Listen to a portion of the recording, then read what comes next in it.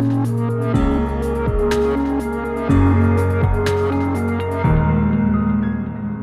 have the privilege to introduce Sorabh, who is going to facilitate the session that follows. Sorabh is a very, very dear friend of mine. And over the last 12 years, he has helped me reflect, learn, and grow as an human being. You know, he runs a consultancy by the name of Human Centered Design Studio, where he works with leaders co-creating success for their organizations. So with that, over to you, Saurav. Everybody's waiting for you. I'm going to start with a poem. And the poem is titled, And the People Stayed Home. Um, just last week, a friend of mine in the US, who I was speaking with, and we were just sharing our experience over the past few weeks, he happened to share this poem with me. And I couldn't help but bring it here to you. So it goes as follows. And the people stayed home. And the people stayed home and read books and listened and rested and exercised and made art and played games and learned new ways of being and were still. Yeah. And they learned new ways of being and were still and listened more deeply. Some meditated, some prayed, some danced, some met their shadows, and the people began to think differently. And the people healed. And in the absence of people living in ignorant, dangerous, mindless, and heartless ways, the earth began to heal. And when the danger passed and the people joined together again, they grieved their losses and made new choices and dreamed new images and created new ways to live and heal the earth fully as they had been healed. Hopefully, the poem touches just the way it touched me. Um, so I'm just going to show a little bit of a screen, share my screen. Yes. Oh, uh, all right. So from surviving to thriving, I would proudly like to share that the painting in the background is mine. Also, the painting here, by the way, you're in my home studio. Welcome. Uh, Not very many people come here. It's also a very recent addition or conversion, I should say, to studio. Um, I share the painting because I think it really represents this intense experience we're having, um, uh, where many of us are getting time to be with ourselves, to be with our families, to be with, work in a different way, colleagues in a different way, friends in a different way. Um, so while it is quite a relief, um, I'm also picking up that a lot of us are experiencing very difficult sides of our own self and other people. It might be our spouse, it might be girlfriend, boyfriend, parent, child, grandparent. We're experiencing very many different shades. Like the poem they said, we will meet our shadow and we will learn and we will paint and we will laugh and we will dance. And that is it seems like a stretch to say how will we move to thrive, but think of this whole conversation as one that's not just about um, uh, here now, but it's also about sowing the seed at this time. So I want to bring up, I will toggle between the the slide, the slide and presenting the visual. So bear with me. There you go. So what are we going to cover today? The heart of what we're going to talk about today is this universal experience, right? It's nice to say, yes, we're having this universal experience, but what can this universal experience teach us? A lot of there's a lot of conversation that we've not seen anything like this in the last 100 years. Most of us live in a world of Google. Anything you want to look, you just go and search on Google. Management models, personal development, relationship stuff. It's just there, endless. Um, but I want to spend time today not on so much that, but really on stories, mythologies, universal experiences that have been around for hundreds of years. So what we're going to do is really explore what can archetypes, and it's a new word. I've been warned, some people might not know. Forgive me for just throwing this word at you, but I will explain it in a few more minutes. Um, so um, just take in the visual, and I will come out of it. There you go. So we're going to explore three things in our session today. Survival archetypes, archetypes that bring out our essence, and archetypes that define our role in the world while we maintain integrity to ourselves.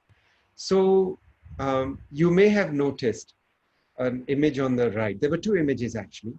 There was an image, and I'm going to throw it up again so you can have a quick look more specifically, of the image. So the image on the right on top is of the Samudra Manthan, and right below is a little girl who's peering out of two masks. One is a happy mask, and the other is a uh, mask that seems to be coming apart, right? Angry mask, sad mask, depressing mask. And what's clear, at least my experience over the last, quite a few months, as well as very intensely over the last 40 days, has been the nature of Manthan. Manthan means churning, and Manthan actually comes from a beautiful story from our own mythology. But I want to bring the Samudra Manthan story to us because, one of the most beautiful sides of our culture, and I think that has a lot to do with the fact that in a world where the developed world um, is seeing hundred thousands of people get sick and die.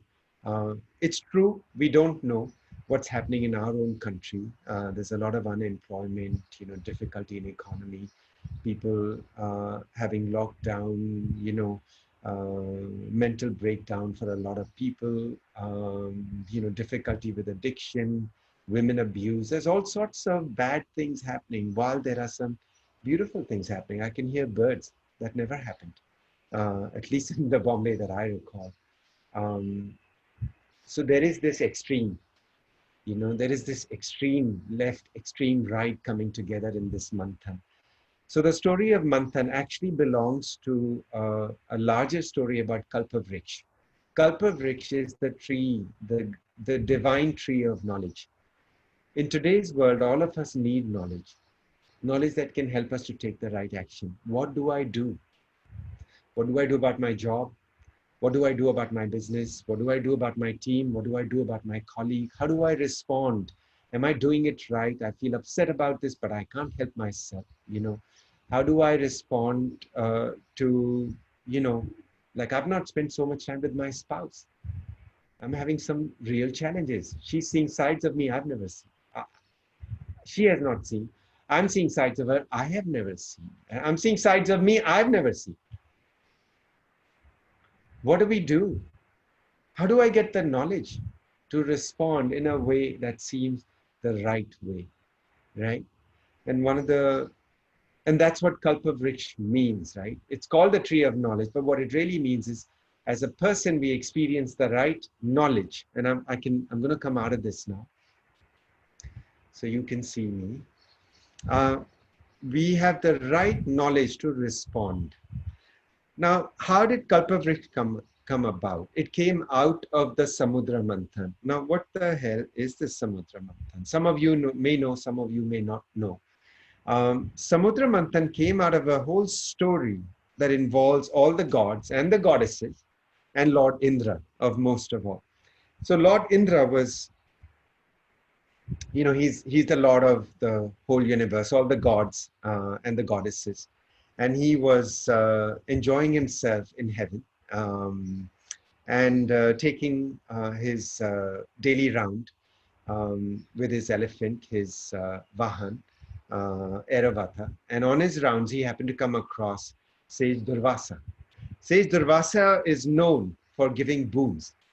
So out of his uh, compassion and giving nature, he gave Indra a garland and a garland of fortune. Indra, being Indra, said, well, I have everything. I don't need, the whole world belongs to me. What possibly can I need? So he, out of his ignorance, decided to take the garland and give it to Airavata. Airavata knew very well. The elephant always knows. Like they say, the elephant in the room. What is the elephant in the room? We always ask. And that is the elephant. The elephant knows. So the elephant that he was sitting on decided to throw it on the ground because he knew Indra was not above everything.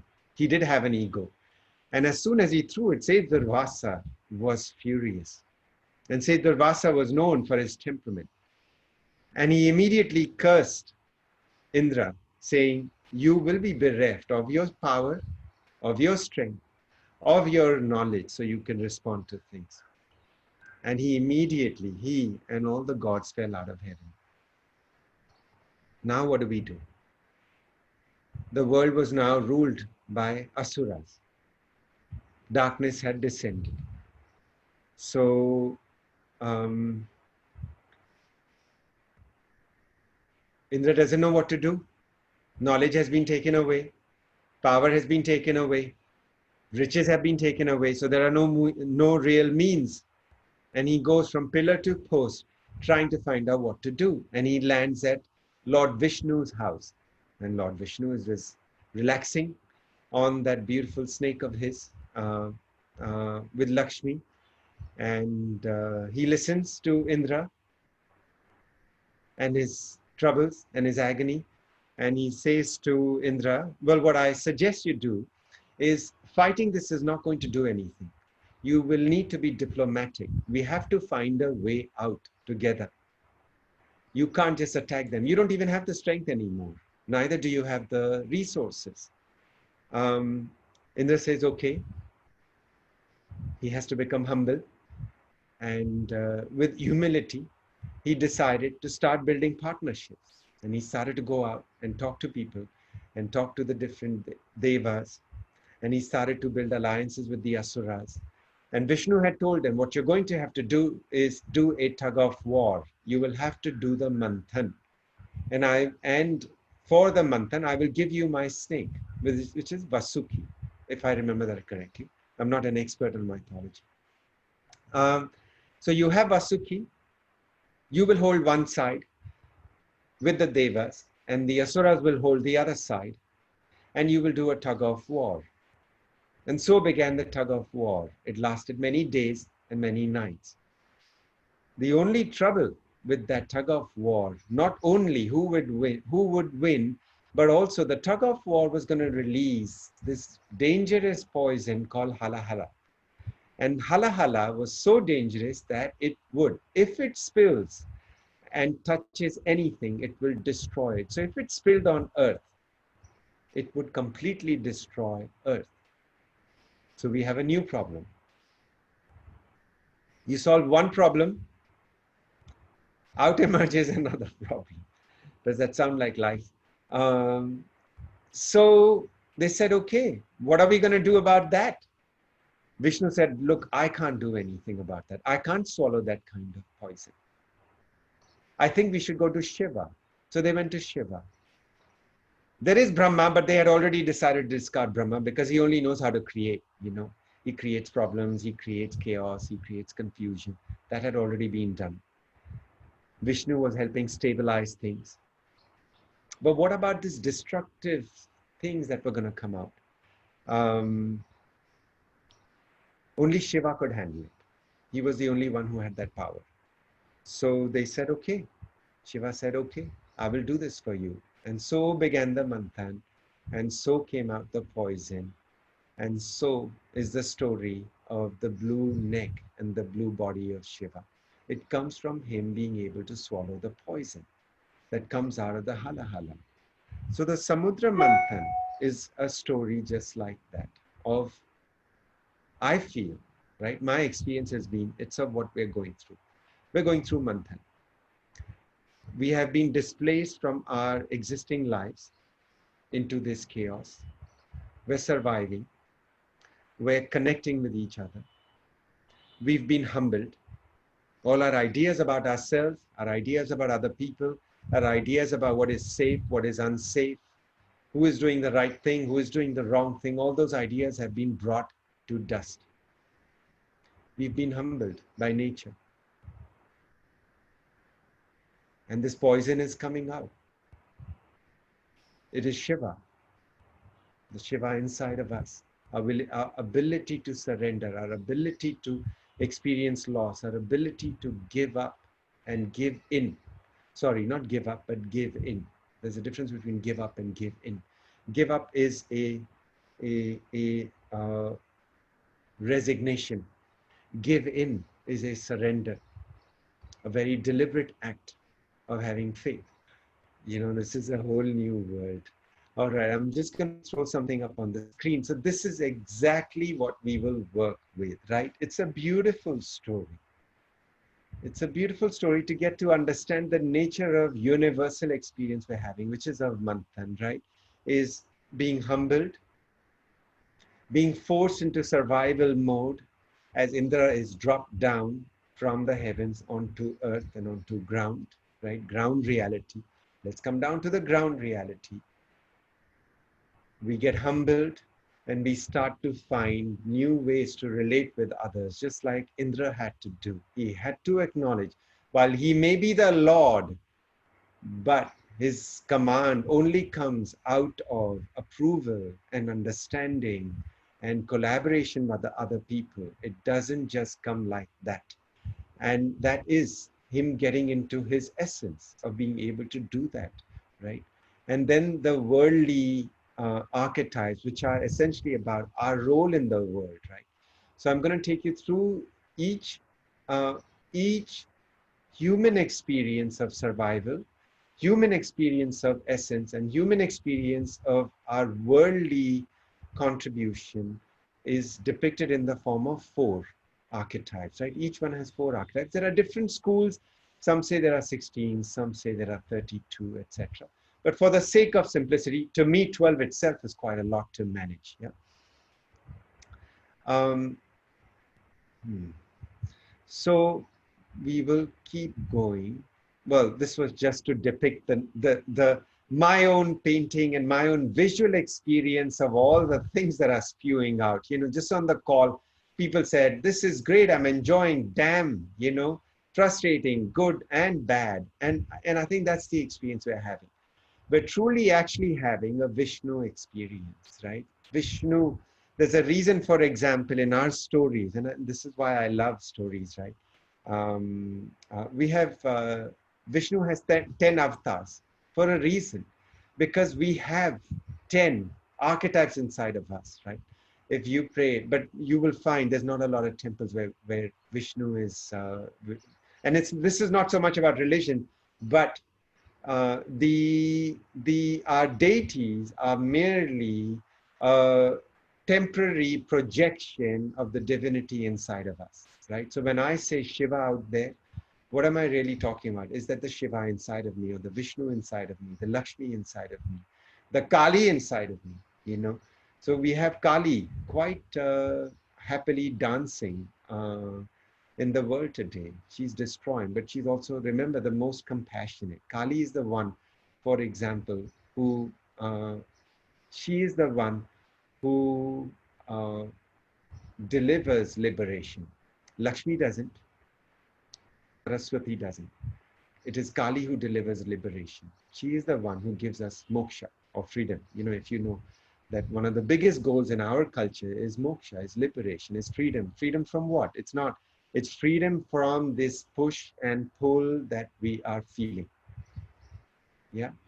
And that's the opportunity in front of us. But how do we do that? So there is a slide in front of you. Uh, I want to introduce a dimension, and I'll just leave it for a few seconds and take it off. Is I want to introduce this whole aspect that all knowledge is available to us. Yeah. Actually, let me take this out. Okay. So you can see masters, sages, people who've been around for 100, their knowledge is now around, right? I'm going back 2,000 years, 3,000 years, 5,000 years. What do we know? Um, we knew one thing, that each of us has access to knowledge on what to do, when to do, how to act in the right place, in the right time, with the right person, in the right moment, in the right emotion, in the right. How do we know that, right? That's the cultivation. How do we know that?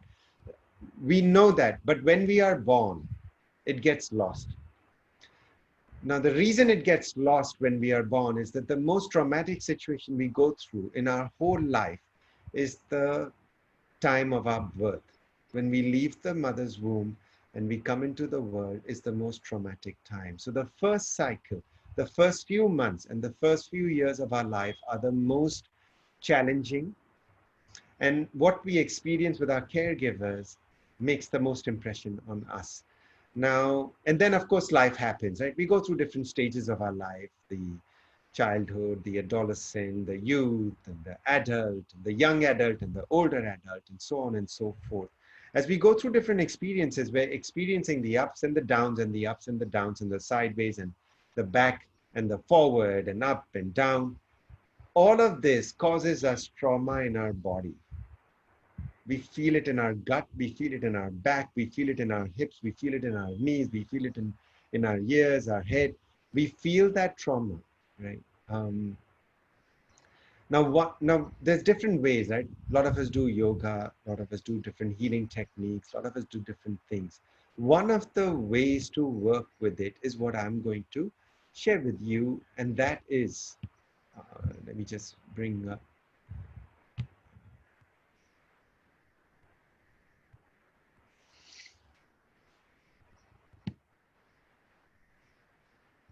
Is it sharing? Yes, I think it is sharing. So I want to introduce you to this idea that when we work with our memories, we actually truly start working with our stories. I'm now combining the idea of archetypes, and I'll tell you in a moment what archetypes mean. I think that is coming next. Before we go to that, we'll talk about memories.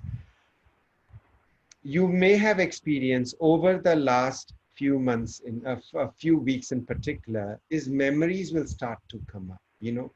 This situation, this is how I responded. Stories of your own will come out. What's really coming out at the core is memories, right? When we start to work with our memories, we start to change our stories, because memories, when they are unprocessed, they become trauma.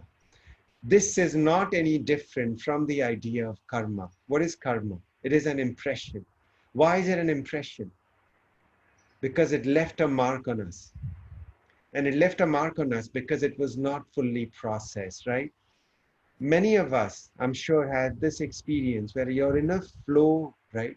You have a deadline, you're working really hard, you're doing something you're very passionate about. Not only that, you're being challenged. And you find in the middle of it, as you're doing things, it is happening.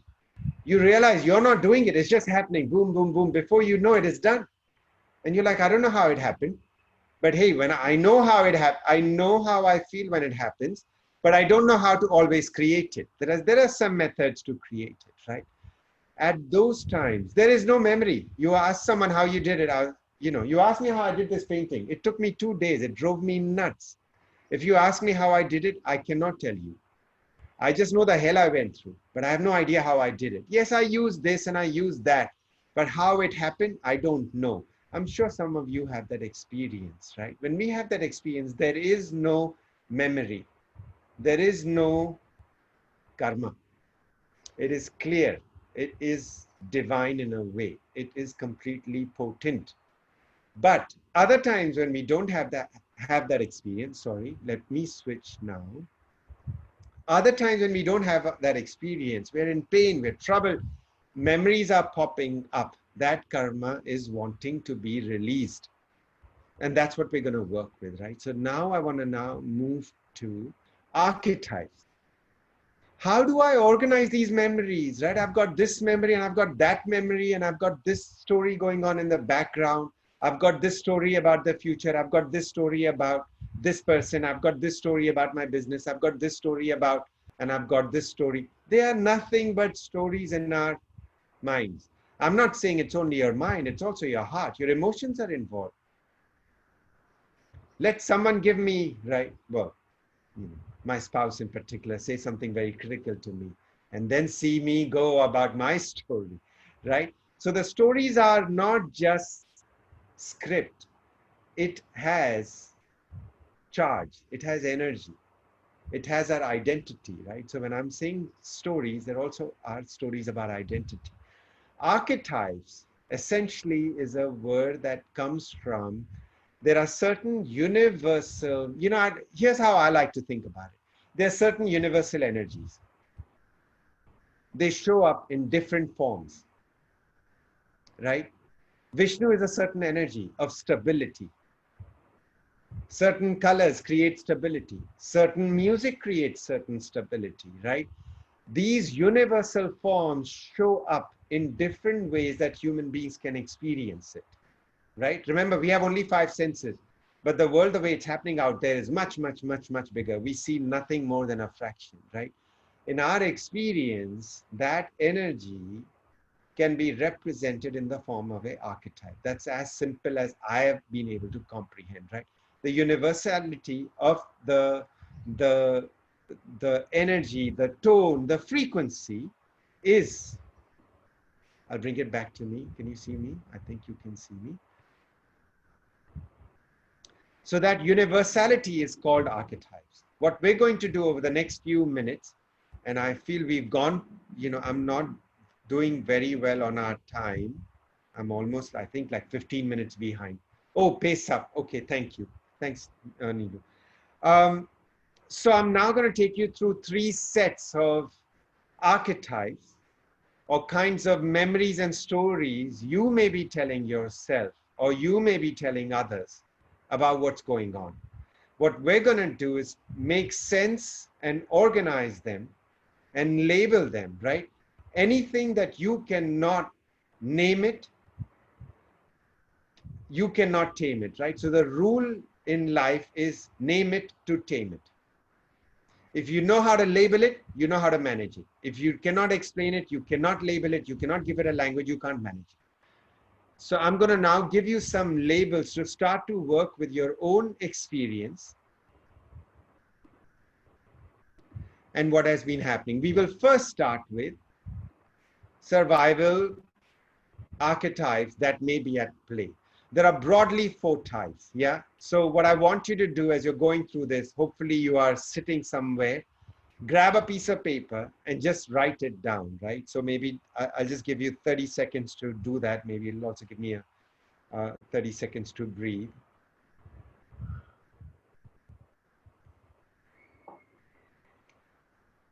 So stay with me so far. We're going through a manthan. Working with the manthan is important. The manthan is going to generate poison. It is our feelings, our emotions, our memories, our old stories are coming up.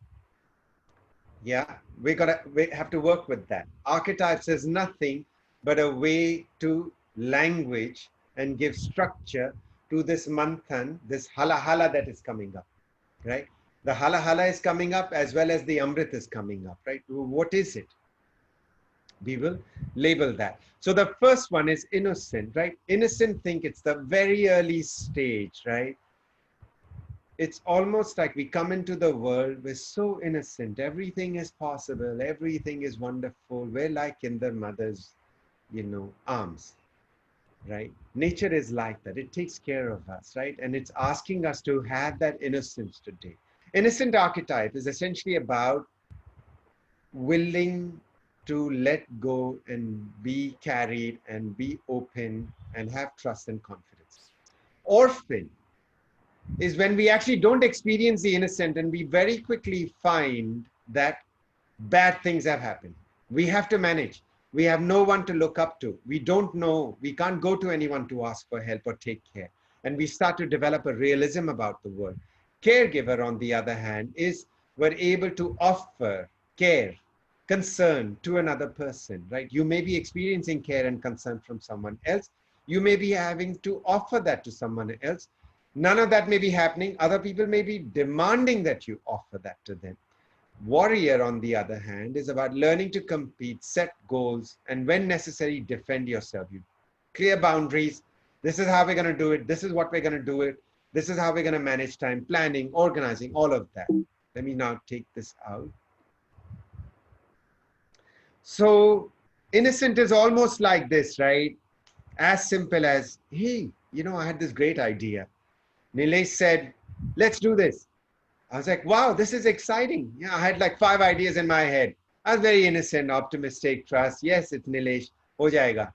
And then, I took it to Nilesh and he's like, yeah, this is okay, but those 3 other ideas won't really work. you know, Immediately it goes from innocence to being orphaned. Oh, actually the point Nilesh is making. Sorry, Nilesh, I'm using you as don't mind, okay? I'm exaggerating it. This isn't the real story. Uh, Nilesh is much nicer than this. Um, you immediately drop into something more realistic. Your boss might say, yeah, idea अच्छा है, but budget नहीं है. नहीं कर सकते. The orphan is operating. You feel that pinch. Yeah, actually, he's right. In this environment, budget कहाँ से लाऊं मैं? And then we go straight to the third archetype, which is care and concern, right? To activate that in our own selves, saying, hold on, okay, I think he's making a really valid point. Let me understand what he's trying to say. He's not saying no to my idea. He's just saying, look, we have only so much time. This is very complex, and then suddenly me realizing, oh, you know what? Most of the work I do is actually running these large workshops. I have 3 days. This is like I'm already 40 minutes, 45 minutes into the session and I need to pace up, right? So I had to hold myself with that care and concern. Saying, okay, he's not rejecting me. It's okay. I feel a little confused, Old memories of mine are getting triggered. Bosses who have rejected me. My spouse who has rejected me. My friends who have rejected me. Those memories start to pop up. And I feel it. I feel it right here. Right? So to activate that archetype inside of me, right? For example, I have a very strong caregiver archetype. As a coach, that's one of the main things I do is to offer care and concern to other people. But when it came to me, I'm not very good at it. So I had to learn to activate that for myself in this whole COVID, right? Innocent is not very good. Caregiver is very strong, but often focused outside. Feeling of orphan comes very easily. Feeling like I'm always on my own. And then the warrior is a very strong one. I grew up in a home, for example, where my father was an entrepreneur. He built a big business, very strict, very disciplined, chop, chop, chop. World is tough. You got to get out there, right? As a businessman, you fail a lot. If anything you see the most is you fail. You just constantly failing. You're succeeding not because you're succeeding because you have failed and you've managed to get yourself back up. So these 4 archetypes are often the ones that trigger the most in survival situations, right? A lot of people will be there who will feel, no, no, we'll be okay. That's the innocent archetype. People go, this is bad. Do you know this happened in America, that happened in Italy, this happened in UK, that happened in Ireland, this happened in Manipal, this happened in Pune. Do you know orphan is activated? Caregiver, someone in your house is caring for you or you are caring. How are you doing? Your employee, your colleague, right? That's the caregiver archetype. And finally, the warrior says, look, this is good. We've got 40 days. I've got 40 days to learn something. Um, I was talking to my niece. I shared this dry run session with my sister and niece. And suddenly my niece said, who's only 15 years old, she's a tennis player. And she said, this is making sense because actually over the last 40 days, I can't play tennis. So I've decided, I put a plan in place that every week I'm working on this, right? She says, I'm doing the warrior archetype for myself, but I don't have the orphan archetype with me, she said to me. She said, I'm in the innocent archetype, ho jayega theek. And she came up to me in the session and she said, I realized actually maybe I need to get a bit realistic. And I told her, I said, it's quite possible you might not be able to play tennis for a long time. And tennis is our life. So beginning to face your survivor archetypes, I just want you to note down which survivor archetypes are active today for you or have been. So which survivor types are most active for you, pre-COVID and COVID, which are not at all active for you, right? I just want you to note that down. So just take a moment, I've put it up and note it down. We'll move quickly. Now I will move very fast.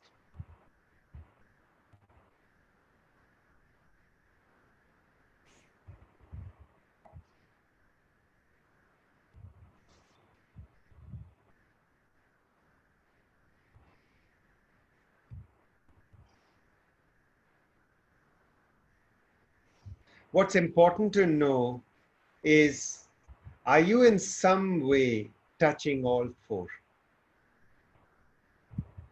Hopefully, you are touching all four, right? And if you are touching all four, then you are in the learning zone and you're really challenging yourself in the most difficult circumstance as well as the greatest opportunity offered to you, right? So, and if you're not, right, say you have, two, that a lot of that is going on, the other two are not so active. The others may be providing that to you. My advice is start to pull up at least one more. What that does is as you go along, you will strengthen the base and the ground of your life. Remember, all the survivor archetypes are directly related to almost pre-21. By the time we are 21, we have gone through all four of these, right? So when uh, none of us have a perfect life experience, we are challenged. Something is overactive, something is underactive. That's just the story of life. We're constantly correcting. That's why the manthan is a constant. So just make a note for what is one archetype I want to put more focus on. Yeah, that's all I want you to take away. Become aware of what you're doing and become aware of what you want to have actively. Now, also remember, no archetype is bad, no archetype is good. What's most important is to know that you are in charge of the archetypes are not in charge of you. That's where we get into trouble, because the archetype has a shadow. Yeah, developing too much trust and confidence and optimism will get you into trouble. Overdoing competition and setting goals and defending yourself will also get you into trouble. It's just knowing where to use how much. I'm now going to, because I've been given instruction to pace up. Okay. See, this is where my caregiver goes over. No, it's good. It's good. I'm learning. I don't have this figured out. Many of you may have been experiencing learning experiences. It is quite likely that one of these four experiences that are directly related to our essence are being engaged by us, right? Each of us has a very specific quality to us and an essence to us. A rose is a rose. A watermelon is a watermelon. A banyan tree is a banyan tree. You can't combine these things, right? Each of them is beautiful in its own essence. So your essence may have been popping up, something you like doing, painting, creative, writing a blog, sketching, right? In this lockdown, it may have come. We're just going to go over that very quickly. Yeah. So you can take a note of it. I'll just run through it. Uh, I'll stop the share. Yeah. So the first one is a seeker, right? Where you're willing to be different. You're willing to take a different path. Yeah. Um, you're willing to take a different path. You're willing to step out, right? If everyone is running left, you're saying, hold on, I think differently. And you're asking yourself some difficult questions, right? You're going on to places other people have not gone, or very few people are going. That's our seeker archetype. The one next that brings out our gifts is the lover archetype. You're connecting with people. You're listening. You're allowing to feel the feelings. You're feeling the feelings they are feeling. You're allowing pause. You're allowing stillness. You're expressing yourself vulnerably, right? That is our lover archetype. You're willing to commit to people, right? Go into the unknown. This is a difficult one for me, just so you know. Destroyer archetype. You go chop, chop. No, this was a bad habit. Maybe you were smoking and you said, you know what? I've been wanting to stop this or at least give it a try. This is my golden opportunity to let go, right? Many of us will have done that, right? Just drop the bad habit. For example, Amazon, right? I do a lot of stuff on Amazon. It's bad. Drop that habit. So the whole aspect of us to drop things, leave them, grieve, let it go, move on. They are not important for you going into the future. Just drop it. Creator, right? Imagination, new thinking, new way of looking at things, right? Being more mindful about things, right? Being visionary almost, right? That is creator archetype. So again, I'm going to put it up on the screen and I want you to do the same exercise, which is, and I'll explain it in a moment. Share screen. So write down which is one archetype you have found yourself bring up or notch it up a few notches in the last 40 days. And pre-COVID, it was there somewhere in the background, like far away distance in the horizon. Karna hai. I'll do it. Yeah. You know, I know I need to do it when I take a break, right? And you have found it's come right back into you. Or it was not at all there and you wished you had it and you're engaging in it, right? So one of those archetypes, you're doing that here.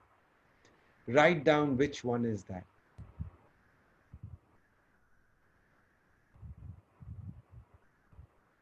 And it's also your weak one. Yeah, it's your weak one.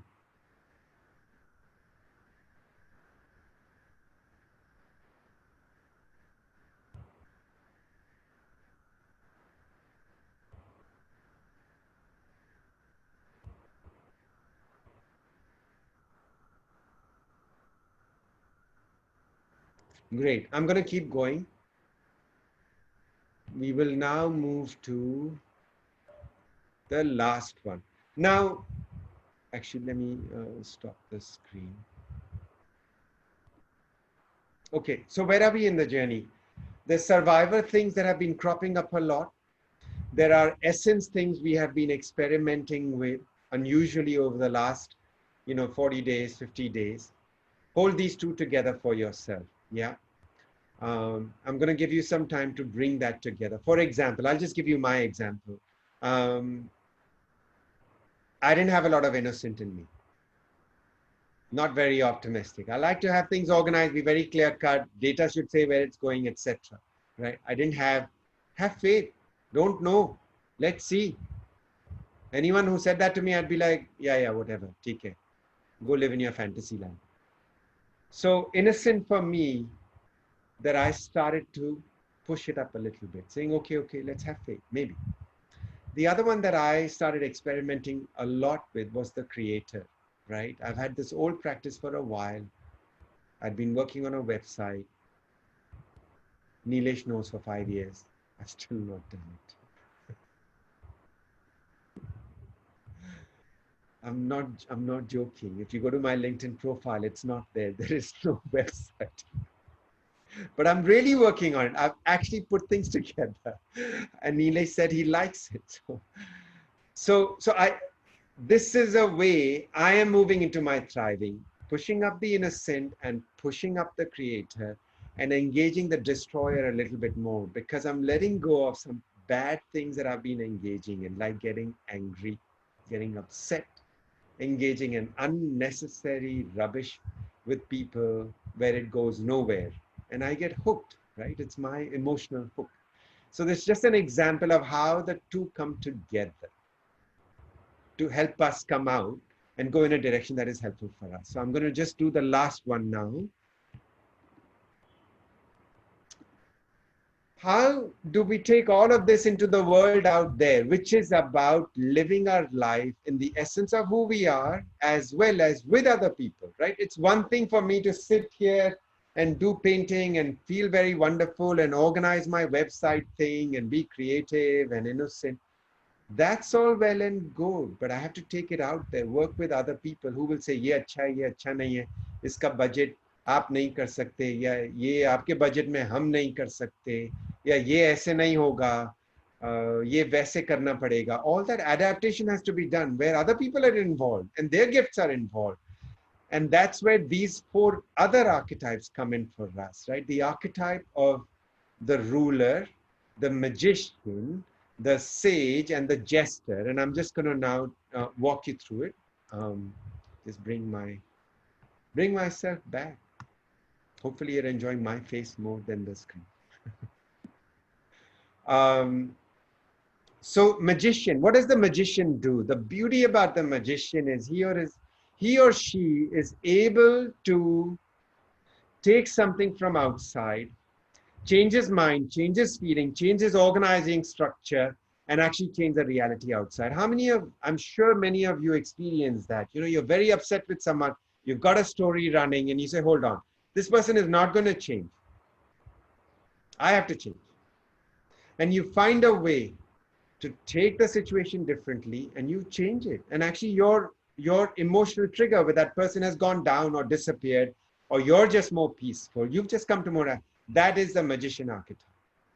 Sage, your knowledge, your experience, you have that. There is certain expertise each of us has. You bring that out. You're willing to share that with other people, right? What I do want to remind you is that these four archetypes typically come strongly much later in our life, right? Like they come in almost the last 1/3 of our life, right? When we are past midlife, that's when these things start to come in. But that doesn't mean you can't develop them. You have to continuously develop them. Remember, as we move through different stages, every stage we go through, we're preparing ourselves for the next stage. Yeah. Magician. Oh, sorry, magician is done. Sage is done. Jester. Jester has this ability to say things in a very laughing way, but in a pointed way that they're able to get it across to them and make a joke about it. Very few people can do that. They can say the most bitter thing in a way that you can't help but love them. That is the jester. And finally, the ruler. It's funny now, I'm saying it last because I think it's also the one that has been absent for me personally. The ruler has complete command and sovereignty. He or she knows, right? When you experience that, boss, I know this situation. And actually you do know it, not from a place of arrogance, but you actually have that experience of having complete command of something with a lot of humility. That's the ruler. So I'm just going to put this last set up so you can see it and give you a moment to do a reflection. There you go. So take a moment to write down. Now this is aspirational. I want you to write down, and you may experience some glimpse of it, right, depending on the life stage you're in. If you're in, for example, this is my overall experience working with, hundreds of people. If you're in the mid 30s, you may or may not connect with these so much. If you're in the late 30s, early 40s, middle 40s, you will start to see what's going on, right? One of these you will likely have in mid 30s, late 30s. One of these you will likely be experiencing. People will say, boss, agar wo kaam karana hai na, uske paas jao. One of these is active. As you move further, I want you to put down aspirationally, which is the one that is completely deficient for you. Which is the one that is completely deficient and you want to put some attention on. One of these you will already have, and I don't want you to worry about it. Just have it, it's there in the background, keep working. But there's one that is completely deficient. It is likely our biggest shadow. For example, for me, it is the jester. I cannot laugh about things. It's only over the last few months I've begun to. Because I'm balancing some of the earlier archetypes, I'm finding my later archetypes are getting automatically reorganized. Remember, all of us have these energies. Sorry, I think I can let go of this and we can start to work towards closure. No, sorry. There you go. So just to pull all of it together, you've got survivor archetypes that we have found ourselves engaged in. There are archetypes that are coming up that are directly related to our essence. Those we've begun to experiment and give more attention to these past 40 days. They were there somewhere in the background. They popped up. We're working with them. We're feeling better about ourselves. Or if we are very irritated, that means we may not be engaging with the second set that I showed you, right? We're going to post this up so you'll have it. You may not be engaging. If you're very frustrated, you're very irritated, you're feeling very annoyed by this whole thing, I want you to put some attention on the second set of archetypes, which is lover, creator, destroyer, lover, creator, destroyer. Which one was that? This is a new set. Seeker, that's right. If you're very irritated, feeling really bogged down, you're not engaging in one of these, and go ahead and do that. Finally, long term, I want you to have the last set, right? That will tell you the long-term direction. Once the lockdown is down, start to put some attention on that. Of course, if you're later in your journey, right? Like I'm in my mid 40s, I'm having to pay a lot more attention on the last set. And I can only do that if I balance the earlier set that I had. If I don't take care of the earlier sets, I don't get the richness of the last set. Remember, all the 12 archetypes are available to all of us. Okay, over to you and Kushnam and Nilesh. Thanks, Saurabh. We will open it for questions. So if you have any questions, please raise your hands.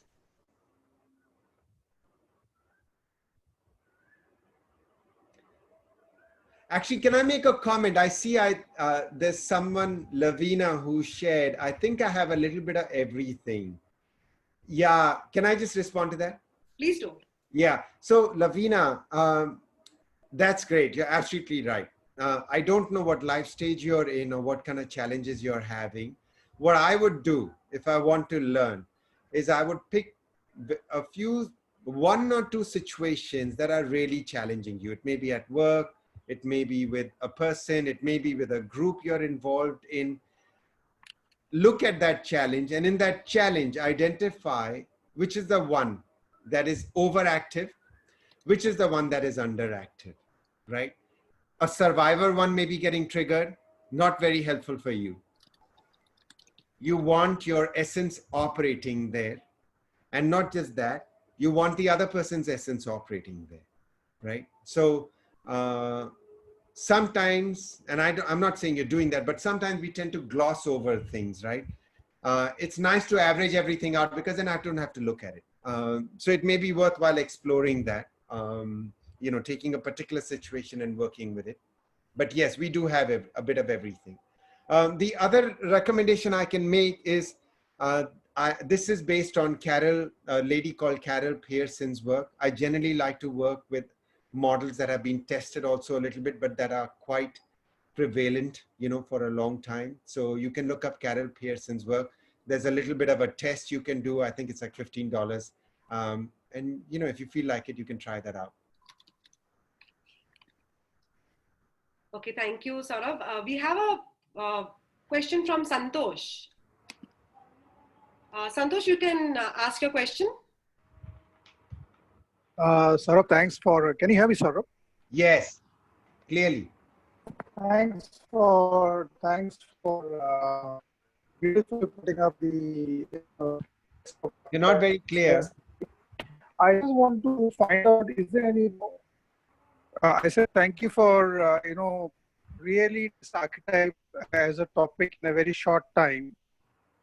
And, I want to know whether, is there any kind of further material on the Dasha avatar, which you have, the 10 Vishnu avatars, and linking it to archetypes?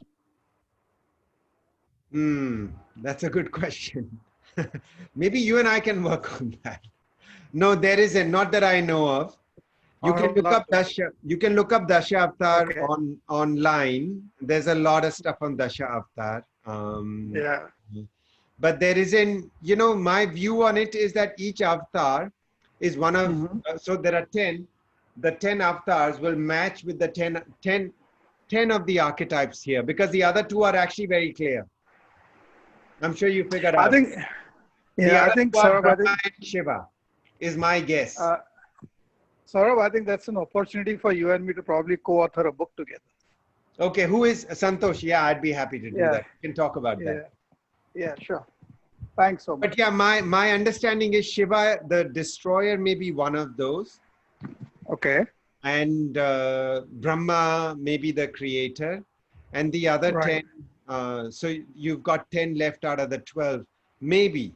Right. Maybe the 10 avatars are the, not the creator, not the destroyer, but the other 10, Thanks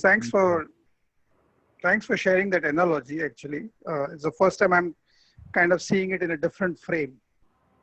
Yeah, so hi Sorabh, it was really amazing to listen to you and to learn many more things from you. So my question is, how to master all the archetypes? Is there a way to master them all for once? You're very greedy is what I would say. Not really. No. Well, I don't know. The simple answer, to be really honest with you, Apurva, is live your life fully. Okay. Your life will tell you what you need to learn. Okay, that's good. It's not like, the thing about this is, it's like this. Our